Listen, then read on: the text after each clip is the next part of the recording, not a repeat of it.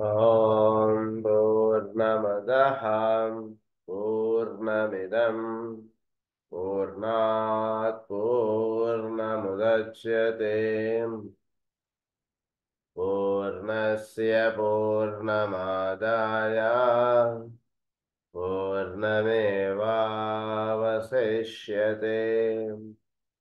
ॐ शान्ति शान्ति शान्तिः। असतो मा सद्गमय तमसो मा ज्योतिर्गमय मृत्योर्मा अमृतङ्गमय। ॐ शान्ति शान्ति शान्तिः।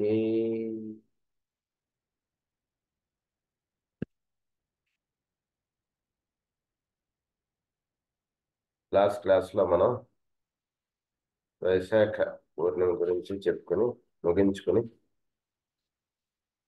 కొత్త విషయాల్లోకి ప్రవేశించాం. దాని చాప్టర్ పేరు ఏంటంటే ది గ్రేట్ అప్రోచెస్. ఇది చాప్టర్ పేరు ద కమింగ్ న్యూ రిలీజియన్ అని అన్నారు దీన్ని. దానిలో ఫస్ట్ లెసన్ పేరు ఏంటంటే ది సోల్ ఆఫ్ హ్యుమానిటీ. ఇది స్టార్ట్ చేసుకుందాం మనకు.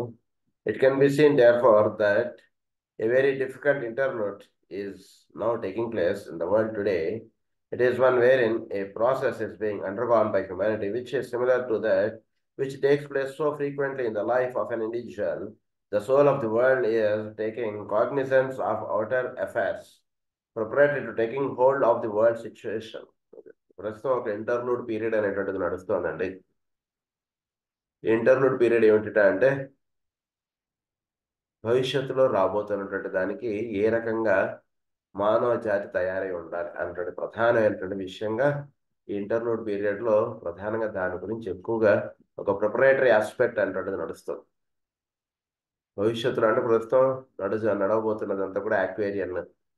ఈ యాక్వేరియన్ టైంలో మానవుడు ఎలా దానికి తయారై ఉండాలి అనేటువంటి దానికి సంబంధించినటువంటి ఒక ఇంటర్లూడ్ పీరియడ్ అనేటువంటిది నడుస్తుంది. సో దీన్ని ఏమన్నారంటే వరల్డ్ సోల్ అన్నారు. మొత్తం ఈ భూమండలానికి సోల్ ఆస్పెక్ట్ గా ఒకటి పనిచేస్తుంది.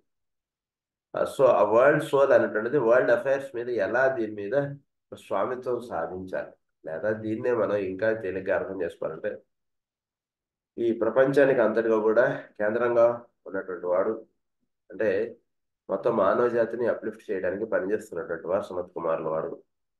సో జరగబోతున్నటువంటి ఆస్పెక్ట్స్కి వాటికి ఏ విధంగా అయినటువంటి కార్యక్రమ నిర్వహణ చేయాలనేటువంటి దాని అందు ఒక ప్రత్యేకమైనటువంటి దృష్టి సారించి దాని విధంగా పనిచేస్తున్నటువంటి కార్యక్రమం ఆ టైంలో ఈ ఇంటర్లూడ్ పీరియడ్లో వాళ్ళు ప్రధానంగా దానికే ప్రిపరేషన్ ఆస్పెక్ట్ అనేటువంటిది నడుస్తుంది.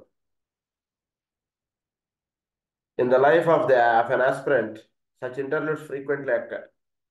ఒక ఆస్పిరెంట్లో, ఒక సాధకుడిలో కొన్నాళ్ళు జీవితం ఎలా ఉంటుంది అంటే చక్కగా ప్రేయరు సాధన అంటే చక్కగా సాగుతుంటుంది. మళ్ళీ కొన్నాళ్ళేడికి వీటి నుంచి ఏదో కారణం చేత వాడు దూరం అవుతూ ఉంటాడు. ఎందుకు దూరం అవుతాడంటే దీని మీద ఇంకా కాస్త ఎక్కువ పట్టు సాధించుకోవడానికి. అంటే ఏదో కారణం వస్తుంది వాడికి, ఏవో కష్టాలు వస్తాయి, అబ్బాయి ఏం ప్రేయర్ చేసినా ఏం మనకేం కష్టాలు పోవట్లేదు, ఏం పోవట్లేదు అని చెప్పి ఎందుకో చిరాకు చేతో దేని చేతో వాడు ప్రేయర్ చేయడం మానేస్తాడు. ప్రేయర్ చేయడం మానేస్తాడు, పూజ చేయడం మానేస్తాడు, ఇవన్నీ మానేస్తాడు. మానేసిన తర్వాత మళ్ళా ఎప్పుడో వాడికి రిలైజ్ అవుతాడు, మనం ఇన్నాళ్ళు చక్కగా ప్రేయర్ చేశాం కాబట్టి ఇలా ఉన్నాము, ప్రేయర్ చేయకపోయి ఉంటే మన జీవితం ఎటుడిపోయేదో అంటే విషయం వాడికి తెలియడానికి ఏవో సంఘటనలో ఏవో జరుగుతాయో something he will come across through some once. So అప్పుడు మళ్ళీ వీడు ప్రేయర్ ఇంకా శ్రద్ధగా ప్రేయర్ చేయడం start.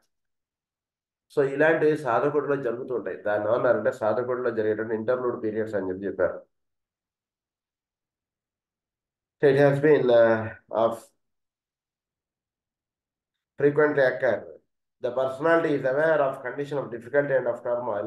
It has, however, had in the past moments of high spiritual revelation and of divine impulsion.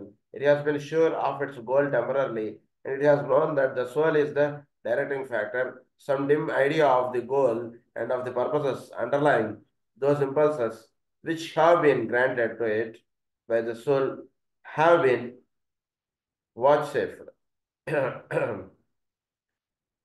So soul నుంచి కనెక్టింగ్ లింక్ ఇదంతా కూడా చక్కగా జరుగుతోందని, సోల్ వలన పర్సనాలిటీ ఆస్పెక్ట్లో నిర్ణయం అనేటువంటివి సోల్ నుంచి అందుతున్నటువంటి వెలుగు వలన జరుగుతున్నాయని, ఇవన్నీ వీడు సాధనలో చక్కగా తెలుసుకుంటూ వస్తాడు. తెలుసుకుంటూ వచ్చి వీడు నెమ్మదిగా సోల్ ఆస్పెక్ట్ అసలు ప్రధానంగా మన లైఫ్లో మనం లీడ్ చేస్తున్నటువంటిది కనుక అది తెలుసుకోవడానికి మధ్యలో వీడికి కొన్ని ఇంటర్లూడ్ పీరియడ్స్ అనేటువంటివి వస్తుంటాయి అనేక కారణాల చేత. ఇవన్నీ ఏర్పడిన తర్వాత but for the moment all that life in the past, it seems as if the soul has retreated, that the period of contact and of surely has ended, and that nothing remains except difficulty. Nothing remains except difficulty.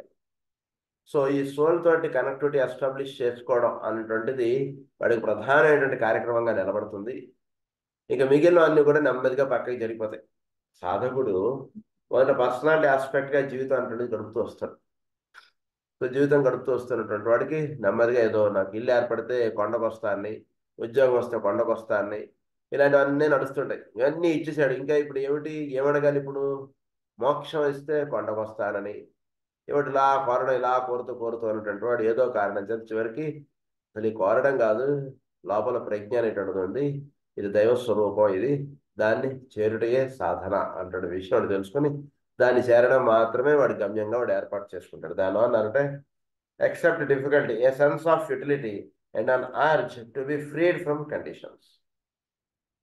So వీడికి అన్ urge ఫ్రీడ్ from conditions, ఈ conditions అన్నిటి నుంచి వాడు చక్కగా free of అయిపోతాడు. అదొక్కటే గమ్యం, ఇంక వేరేది ఏం లేదంటాడు, దానికి వెళ్ళిపోతాడు.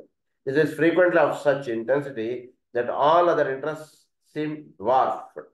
అది ఇది మాత్రమే చేరవలసినది, ఇక మిగిలిన అన్ని పొందేటువంటి విషయాలు కాదనేటువంటి విషయం తెలుస్తుంది. అది ఎప్పుడు తెలుస్తుంది? ఒక్కొక్క స్టెప్ వీడు దాటుకుంటూ వస్తాడు, అది జరుగుతుంది. But the soul has not retreated and the inner spiritual conditions remain essentially unchanged.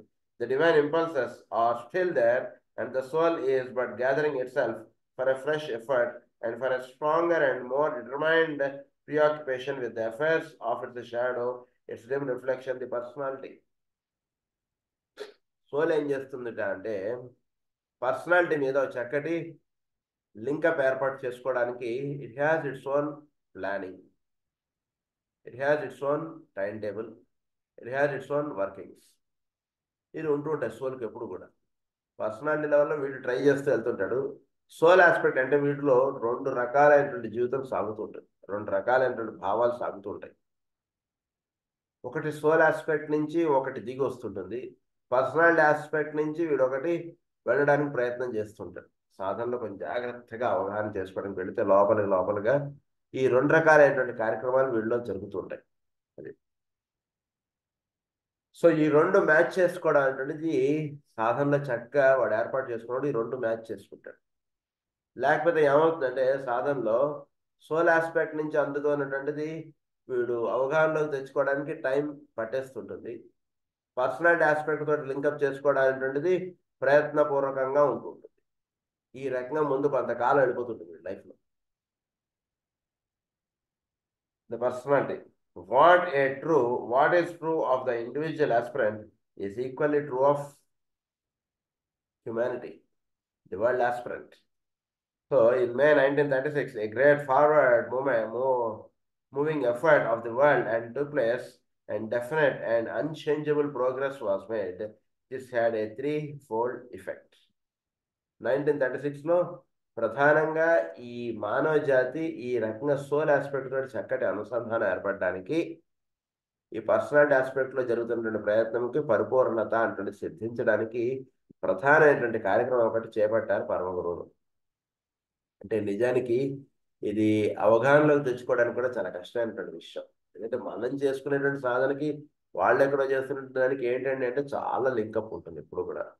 అదేంటో చెప్తున్నారు వాళ్ళు 1936లో చేసినటువంటి కార్యక్రమం ఏమిటి అనేటువంటి విషయం ఇప్పుడు మనకి 3 pointsగా చెప్తున్నారు. అందులో ఫస్ట్ పాయింట్ ఏమంటున్నారంటే the lives of all true aspirants and disciples were subjected to a stimulating process with definite and specific results of the desired nature. So వీటందరికీ కూడా ఒక స్టిమ్యులేటింగ్ ఫ్యాక్టర్ అనేటువంటిది ఏర్పాటు చేశారు ఆస్పిరెంట్స్కి డిసైపుల్స్కి. అంటే వాళ్ళ జీవితంలో వాళ్ళు ఎటువైపు అయితే వెళ్ళాలో అటువైపు ఒక స్టిమ్యులేటింగ్ ఫ్యాక్టర్ కలిగేటటువంటి విధానం పైనుంచి ఒక విత్తనం భూమి మీదకి పడేశారు వాళ్ళు. అంటే ఏంటి స్టిమ్యులేటింగ్ ఫ్యాక్టర్ అంటే ఏమిటి? ఉదాహరణ వీడు తిరుమల వెళ్ళాలి, ఏదో కారణం చేసి వీడికి తిరుమల వెళ్ళాలనేటువంటి ఐడియా కూడా వీడికి లేదు. అప్పుడు వీడికి ఏం చేశారు? తెలియకుండా వాడు ఉద్యోగం ఆ ఊరికి ట్రాన్స్ఫర్ చేశారు. లేదా తిరుమలలో ఏదో స్నేహితుడు ఉన్నాడు, వాడు వీడిని ఏదో రమ్మన్నాడు, మామూలుగా వాడి ఇంట్లో ఏదో పెళ్ళి ఉందని ఏదో రమ్మన్నాడు. అట్లా వీడు ఆ కార్యక్రమానికి వెళ్ళడానికి సో ఆ రకంగా ఒక స్టిమ్యులేటింగ్ ఫ్యాక్టర్స్ అంటే ఆస్పిరెంట్స్కి డిసైబుల్స్కి వాళ్ళు పైనుంచి పడేశారు. సో తద్వారా ఏమయ్యారు? వీళ్ళందరూ కూడా ఆ కార్యక్రమంలోకి స్టిమ్యులేట్ అవ్వగలిగేటువంటిది ఒక విధానం వీళ్ళలో స్టార్ట్ అయింది ఆ విత్తనం పడేటప్పుడు. అది ఒక పని వాళ్ళు చేశారు 1936 వాళ్ళు ప్రధానంగా చేసినటువంటి పని. సెకండ్ వర్క్ ఏంటంటే the stimulation of the masses of man also took place so that they could be enable to respond more easily and truly to the impact of ideas. This also was uniquely successful.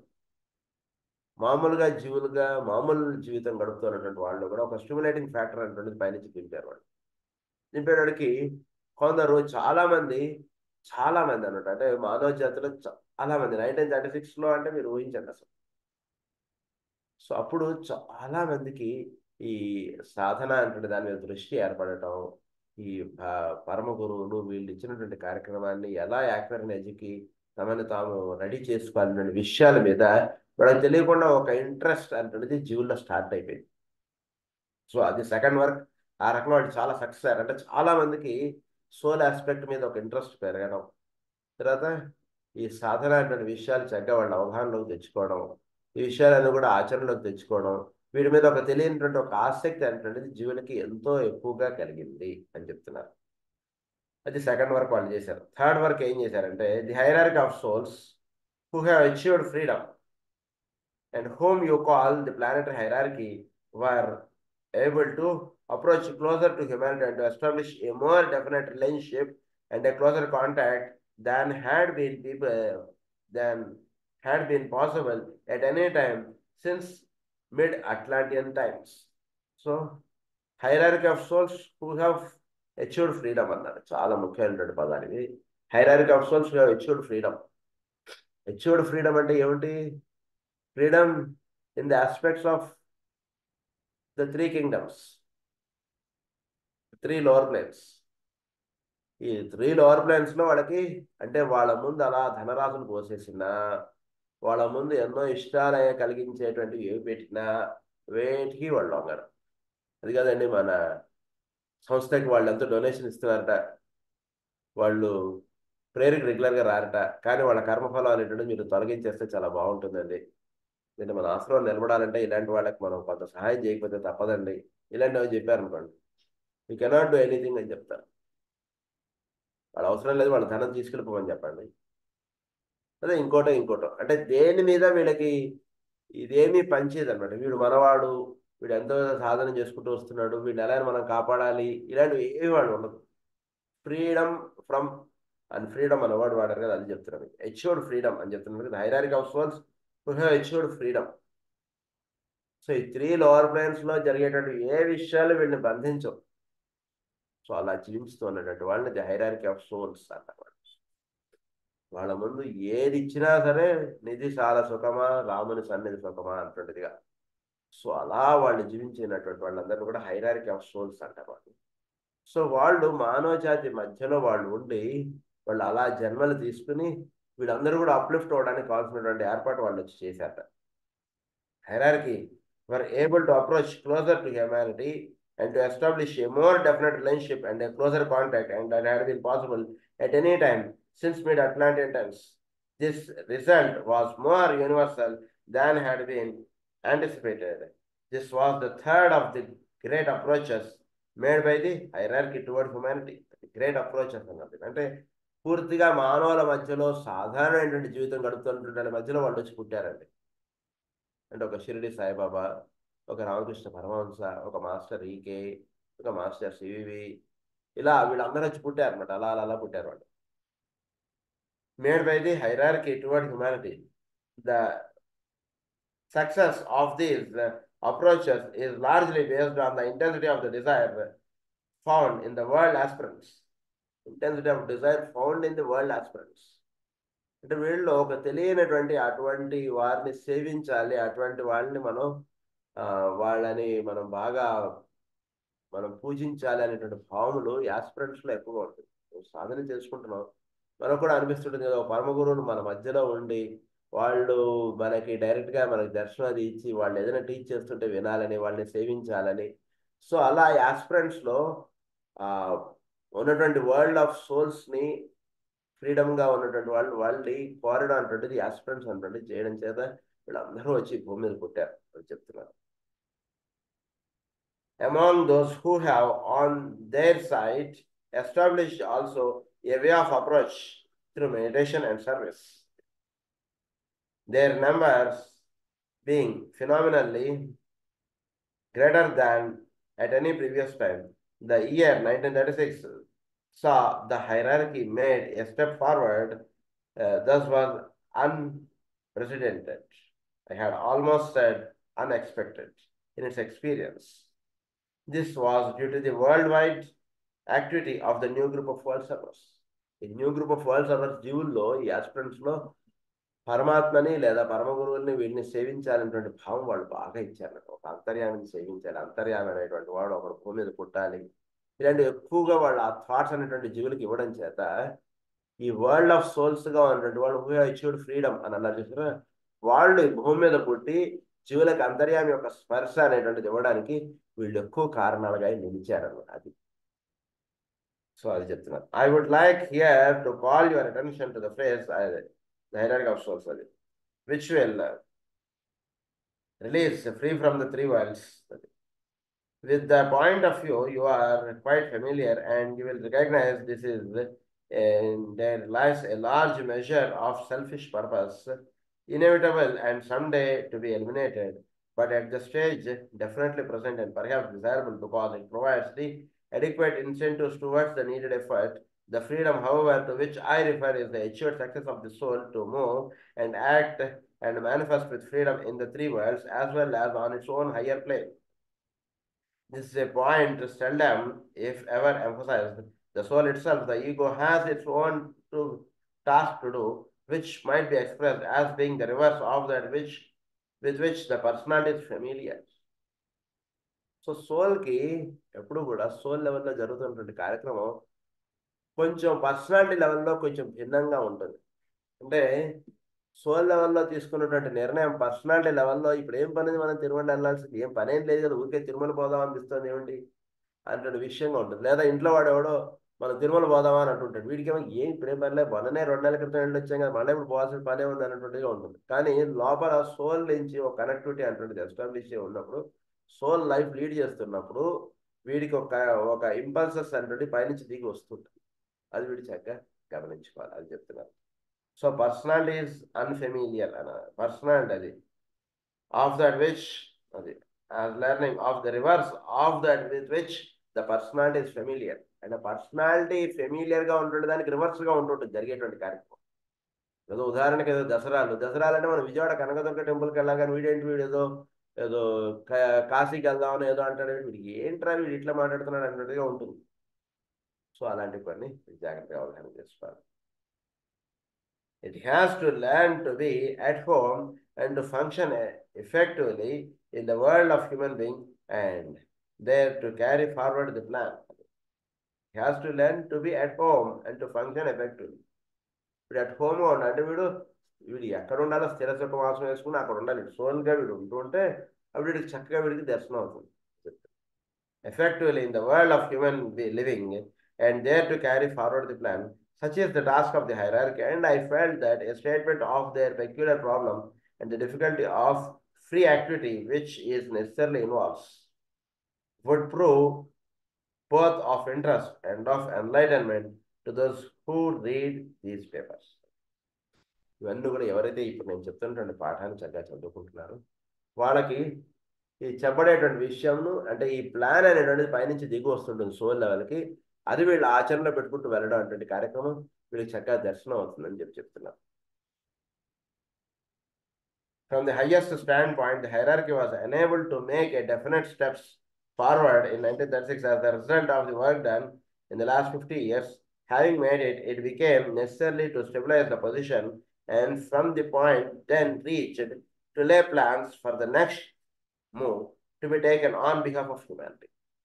So 1936కి 50 ఏళ్ల ముందు నుంచి వాళ్ళు ఒక ప్రణాళిక అంటూ చేసుకుంటూ వచ్చి 1936లో వీళ్ళందరూ కూడా వైశాఖ పూర్ణిమ నాడు పరమగురులందరూ కూడా అక్కడ చేరి వీళ్ళందరూ ఒక చక్కటి అంటే సోల్ ఆస్పెక్ట్ లింకప్కి దానికి అక్కడి నుంచి అందుతున్నటువంటి కార్యక్రమానికి జీవులు ఉద్బోధనం కలిగేటువంటి విధానానికి వీళ్ళందరూ ఒక ప్రణాళిక అంటున్నది రూపొందించారు.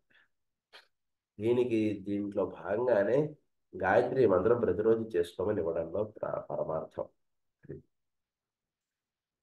So thus we find the interlude with which we have been almost distressingly familiar.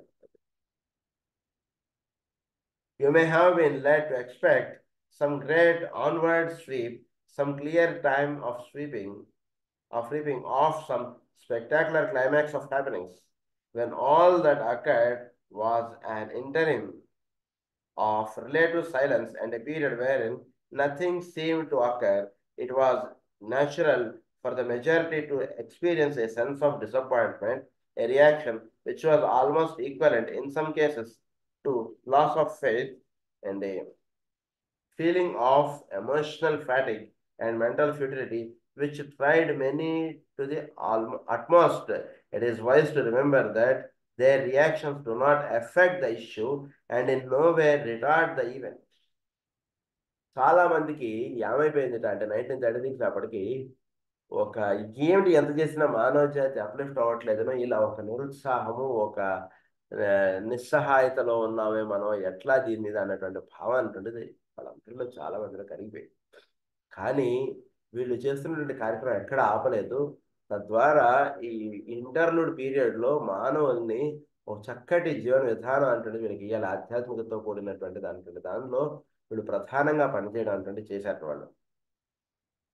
The event, though they may make the task of the approaching helpless more difficult and they draw almost unnecessarily upon their spiritual resources. These interludes of apparent silence, of inertia, and of inactivity are part of the great preservative and constructive activity of the hierarchy. ఈ interlude period, silence period దీంట్లో వీళ్ళు constructive activity ఎక్కువ చేశారు. ఎక్కువగా అంటే ఈ silence period అన్నారు దాన్ని. సైలెన్స్ పీరియడ్లో కన్స్ట్రక్టివ్ యాక్టివిటీ ఎక్కువ జరుగుతుంటుంది ఎక్కువగా. మనం ఒక రోజుకి ఇంకో రోజుకి మధ్యలో మనం సైలెన్స్ పీరియడ్ మనం స్లీప్ అని అంటుంటాం. ఈ స్లీప్లో మనకి కన్స్ట్రక్టివ్ యాక్టివిటీ ఎక్కువ జరుగుతుంది. గురించి రాత్రులు వీలున్నంత వరకు ఎప్పుడు కూడా మనం వేరే వేరే కార్యక్రమాలు పెట్టుకుని మనం వాటిలోకి మనం వెళ్ళిపోకూడదు. ఎప్పుడు కూడా night we should give our time for sleep అంతే. లేకపోతే ఫోన్లు చూసుకుంటున్నాం, సినిమాలు చూసుకుంటాం, ఇలా మనం గడిచేస్తే ఏమైపోతుందంటే ఈ లోపల జరగాల్సినటువంటి ఈ సెటప్ అనేటువంటిది దెబ్బతింటుంది. సో ఇది చక్కగా మనకు ఉండాలి అంటే దానికి స్లీప్ టైంలో వేరే యాక్టివిటీ ఏం పెట్టుకోకండి. నిద్ర వస్తుందా రాదా అంటే తర్వాత విషయం. నిద్ర రాకపోయినా సరే పక్క మీద అలా పడుకుని మైండ్కి అలా రిలాక్స్ పెట్టేసేయడం. ఏమైపోయినా సరే మీరు అవి మాత్రం ముట్టుకోకండి. ఇప్పుడు ఏమవుతుందంటే బాడీలో ఒక చేంజెస్ అంటుంటుంది సైలెన్స్ పీరియడ్లో కొన్ని జరుగుతాయి. సో దాన్ని చెప్తున్నారు ఇక్కడ.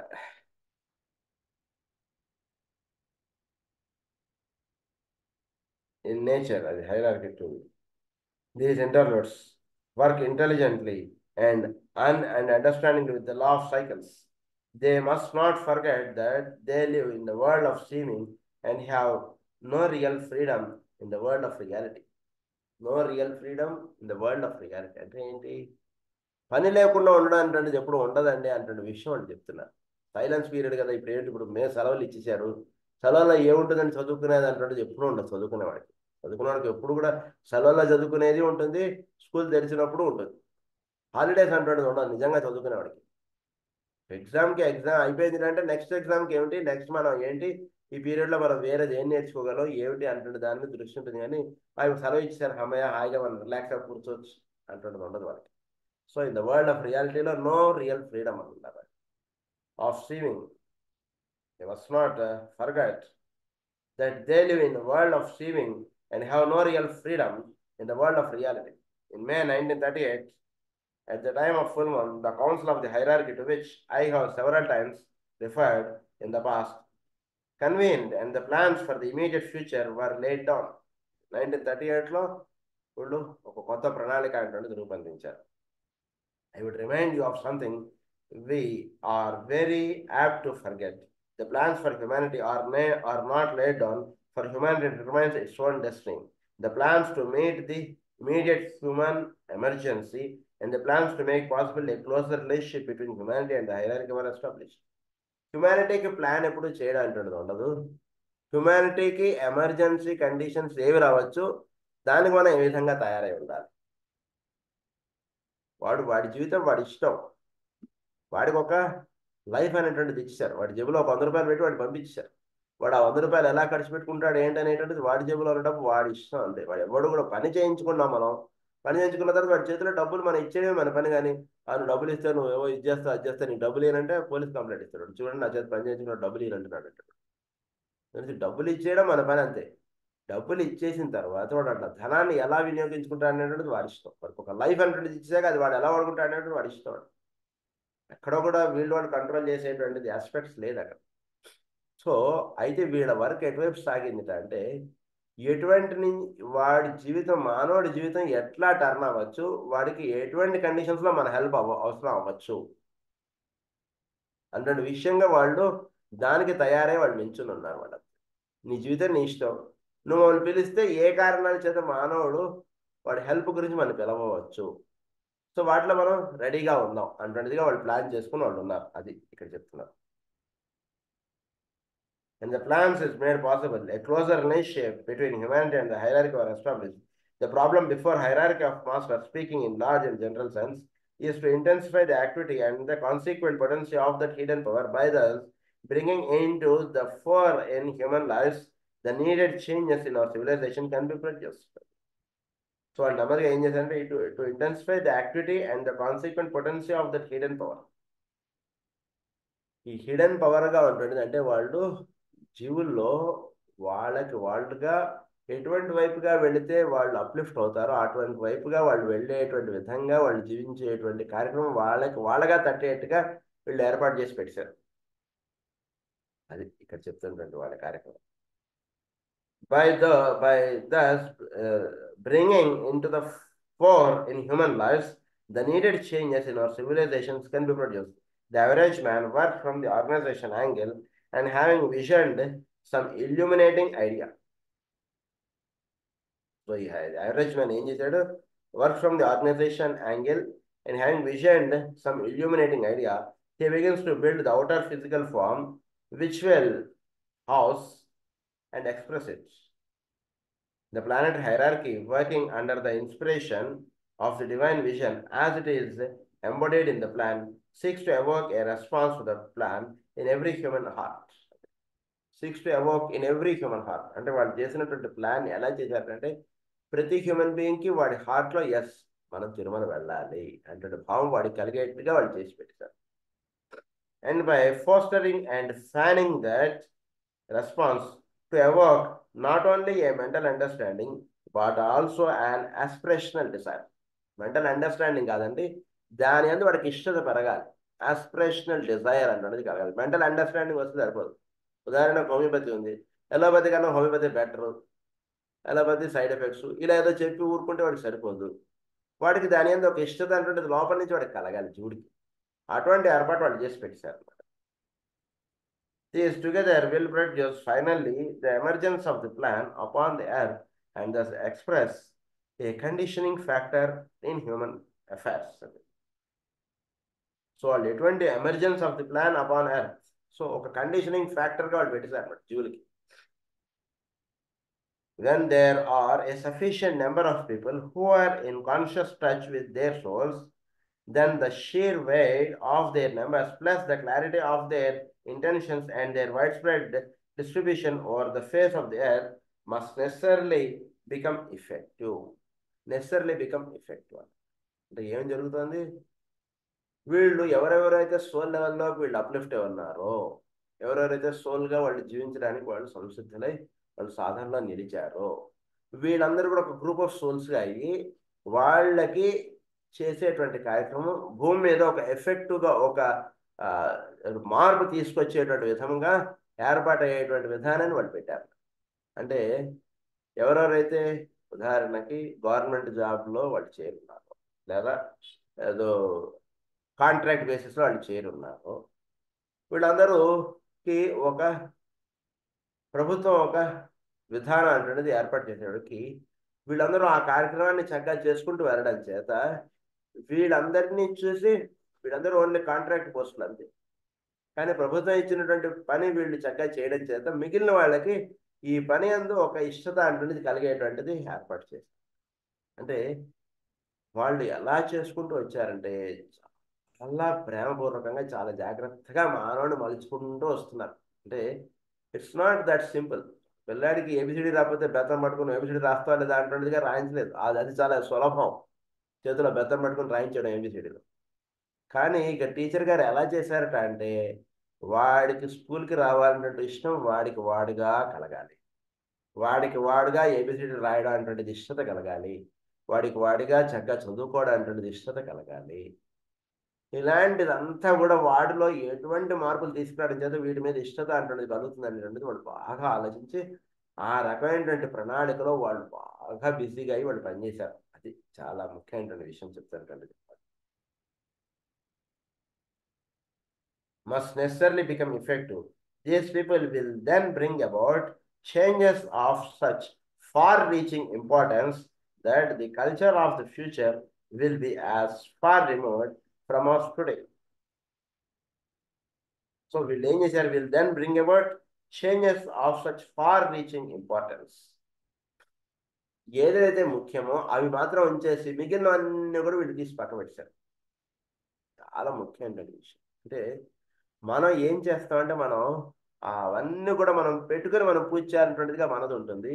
వీళ్ళు ఏం చెప్పారంటే కేవలం linking with the soul is important. నువ్వు ఎంతసేపు పూజ చేసావు, విష్ణుస్నానం ఏం చదువు, ఇదన్నీ కూడా దేని గురించి?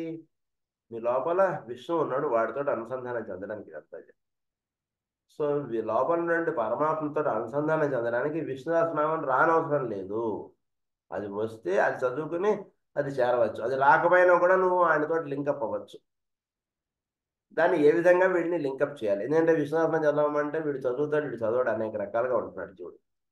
సో వీడికి ఒక ప్రణాళిక అటువంటిది ఇచ్చేయడంలో వీడు ఎలా వీడు తయారవ్వాలంటే వీడు లోపల నుండి సోల్ ఆస్పెక్ట్ వీడి చక్కగా లింకప్ అవ్వాలి, తర్వాత పైన నుండి పరమాత్మతో వీడు అనుసంధానం చెందాలి.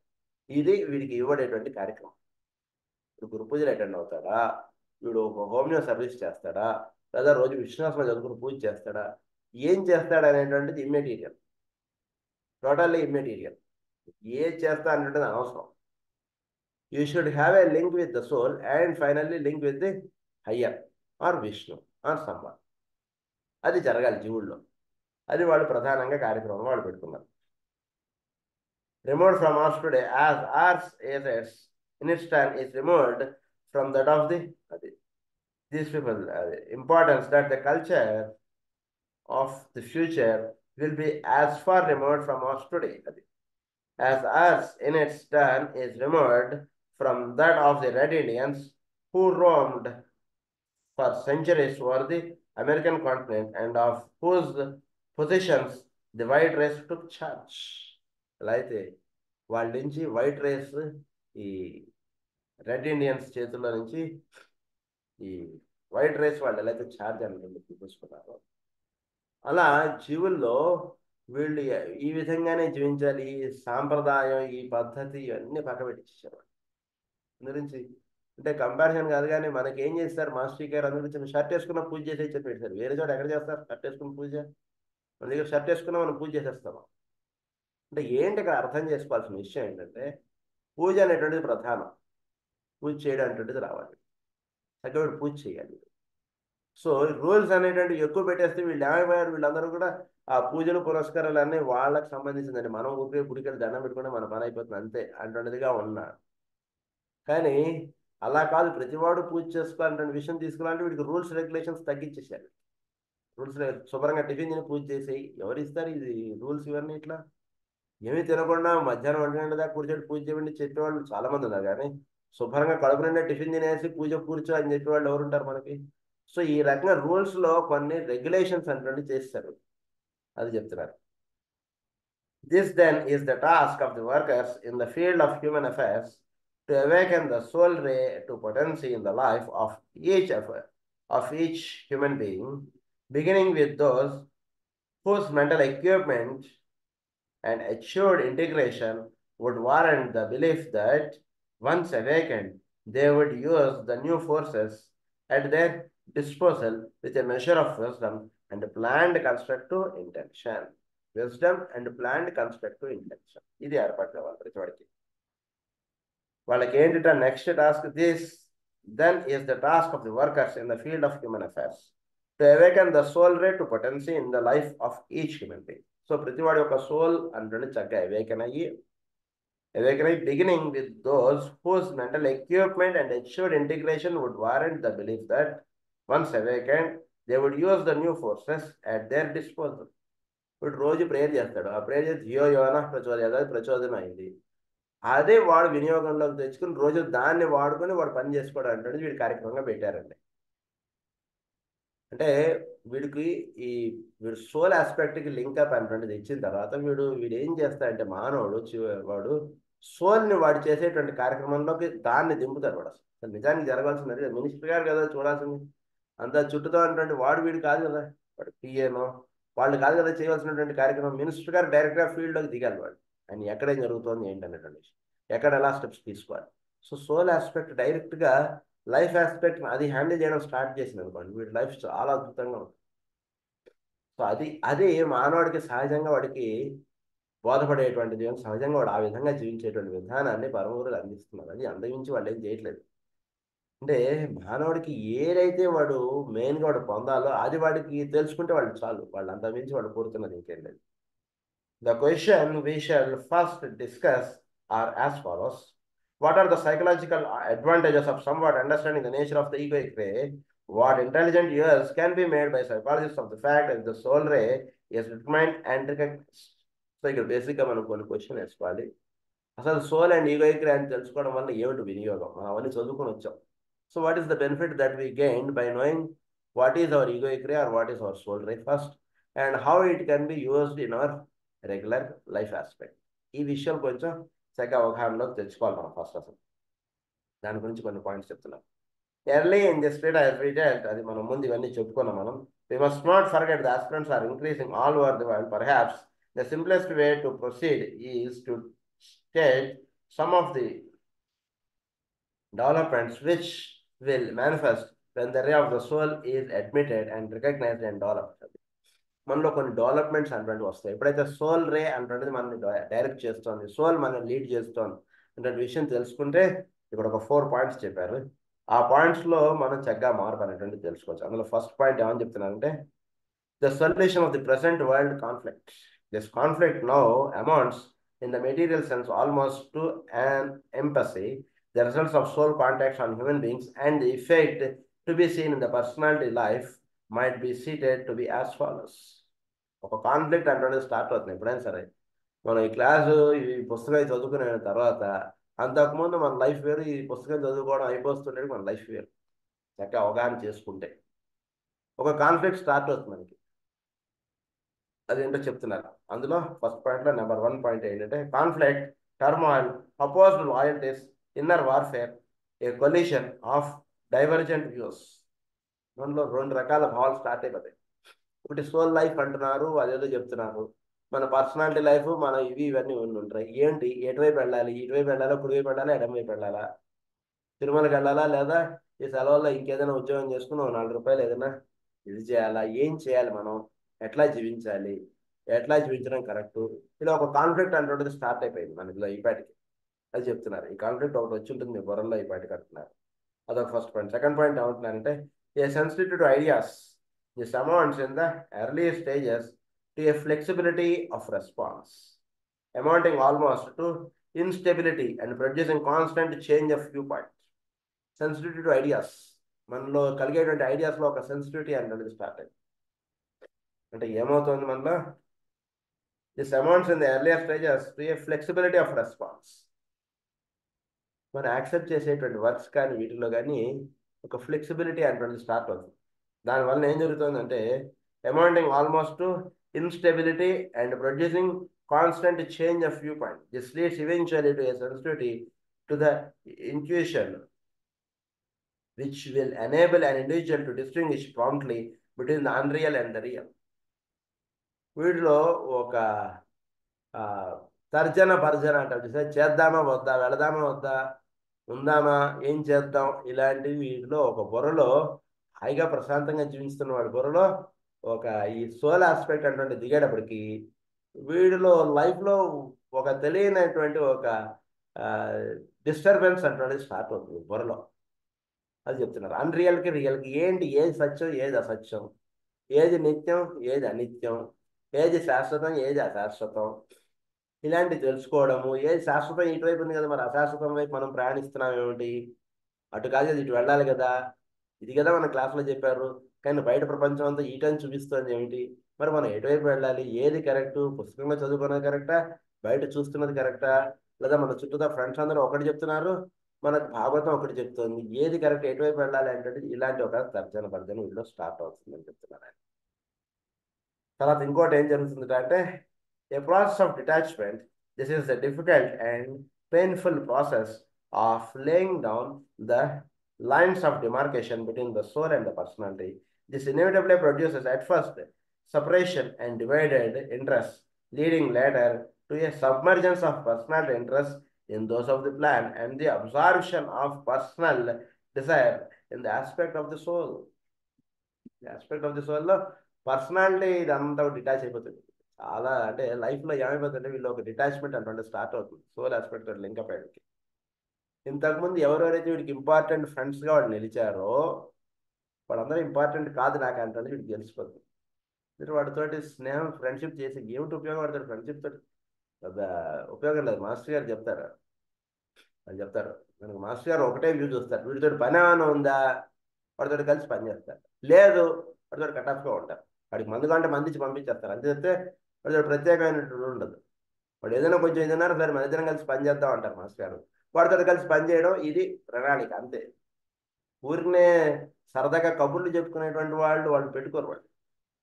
అలా మనకు కూడా సాధనలో దిగిన తర్వాత సోల్ ఆస్పెక్ట్ టచ్ అయిన తర్వాత సరదాగా కలిసే ఫ్రెండ్స్, సరదాగా కలిసే రిలేటివ్స్, సరదాగా ఉండేటువంటి ప్రోగ్రామ్స్, ఎంటర్టైన్మెంట్స్ ఇలాంటివన్నీ వీటిలో స్లోగా జారిపోతూ వస్తాయి. ఎందుకంటే ఇక్కడ ఏదో గోదా కళ్యాణం ఉంది, వాడు ఏదో ఇది పెట్టాడు ప్రోగ్రామ్, ఏదో ఎంటర్టైన్మెంట్ ప్రోగ్రామ్ పెట్టాడు ఫ్రెండ్, మరి మనం గోదా కళ్యాణంకి వెళ్దాం ఎంటర్టైన్మెంట్ ప్రోగ్రామ్కి వెళ్దామా, ఎంటర్టైన్మెంట్ ప్రోగ్రామ్ అక్కర్లేదు మనం గోదా కళ్యాణంకి పోదామని వీడిగా డిసైడ్ అయిపోతుంది వీడి మైండ్లో. ఏదో గురు పూజలు పెట్టారు, అది గురు పూజలు ఉన్నాయి మనకి, వీడేదో చుట్టాలు ఏదో గెట్ టుగెదర్ పెట్టారు, వాళ్ళ అబ్బాయి అమెరికా నుంచి వచ్చారు, మరి గురు పూజలకి వెళ్ళిపోవడం కరెక్టా, గెట్ టుగెదర్కి వెళ్ళడం కరెక్టా, గురు పూజలకి వెళ్ళిపోదాం మనం. వాడు ఫ్రెండ్ ఏదైనా అనుకుంటే ఏం లేదు కొంటే తర్వాత వెళ్ళి కలుస్తాం, కోపం వస్తుంది లేకపోతే పోతుంది, మనం పెద్ద పట్టించుకోకరనేటువంటి విషయం తెలిసిపోతుంది. Because for our life important is that not this అంటే తెలిసిపోతుంది. సో దాని అంటే ప్రాసెస్ ఆఫ్ డిటాచ్మెంట్, ఇది వీడు ప్రతి సాధన చేసుకుంటున్నారు వాడికి. So difficult and painful process అన్నారు, ఎందుకంటే మనం వెళ్ళకపోతే గెట్ టుగెదర్ వాడు కోపం వస్తుంది, it is a painful process. కానీ వెళ్ళవలసినది ఎందుకు గెట్ టుగెదర్ ఏంటి, ఊరికే అక్కడ వాళ్ళతో పాటు డిన్నర్ చేయడం ఇంటికి రావడం, అంతమించి అక్కడ కార్యక్రమం ఏం లేదు, దానివల్ల మనం పొందేటువంటిది ఏం లేదు. సో అటు వెళ్ళడం అనవసరం, మనం వెళ్ళక్కర్లేదు అంటే వీడు చక్కగా వీడు తెలుసుకుంటాడు. అందునుంచి ఇది డిఫికల్ట్ ప్రాసెస్, కొంచెం దాని నుంచి ఇప్పటిదాకా అది ముఖ్యం అని అనుకుంటే జీవించాం, ఇప్పుడు అది ముఖ్యం కాదండి, మనం గురువేలకు వెళ్ళిపోవడం ముఖ్యం అంటే వీడికి ఏర్పాటు అయిపోయింది. అందుగురించి it's a difficult process of laying down the lines of demarcation between the soul and the personality. This inevitably produces at first separation and divided interest.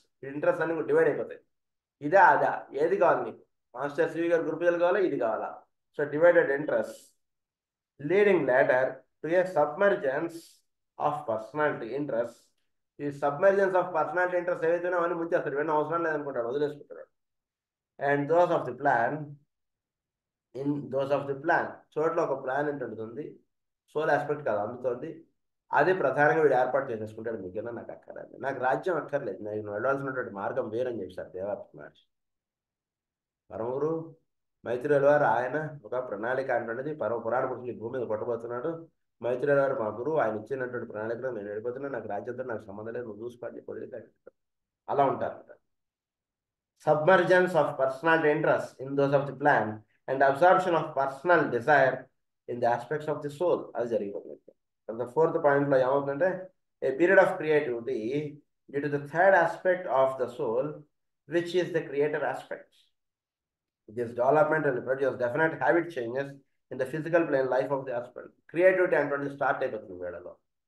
Creativity అంటే స్టార్ట్ అయిపోయి ఇంతకుముందు ఉదయం 4 గంటలకు ఏ రోజు లేవనటువంటి వాడు గురు పూజలు అనేటువంటి కార్యక్రమం పెట్టారు. అప్పుడు వీడు ఉదయం 4 గంటలకల్లా వీడు వచ్చేసాడు, చక్కగా స్నానం చేసి గురు పూజల్లో అందరికి వేడి నీళ్ళు ఇవ్వడమో లేదా అక్కడ స్టేజ్ దగ్గర డెకరేట్ చేయడమో ఇవో పనులు వాడు వచ్చాడు.